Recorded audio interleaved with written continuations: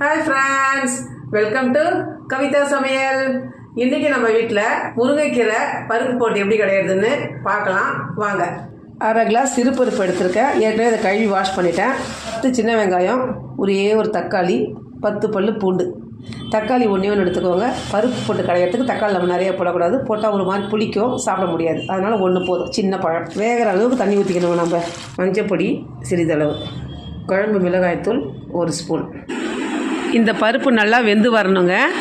இந்த அளவுக்கு வெந்து வந்த உடனே இது கூட கீரையை நம்ம சேர்த்துக்கணுங்க. 2 கொதி வந்தாவே போதுங்க, கீரை வெந்துடும். கீரை வெந்ததுக்கப்புறங்க சட்டியில் எடுத்து போட்டு அதுக்கு தேவையான அளவு உப்பு போட்டு நல்லா மத்தால நைஸாக கடையணுங்க. இந்த கீரையை தாளிக்கிறதுக்கு முதல்ல எண்ணெய் ஊற்றிக்கலாம்.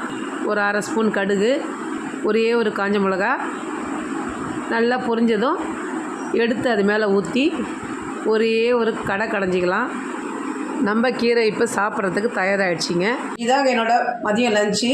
இந்த மாங்காய் விற்க நான் வீட்டிலே போட்டது, நம்ம சேனல்லையும் போட்டிருக்கேன், போய் செக் பண்ணி பாருங்கள்.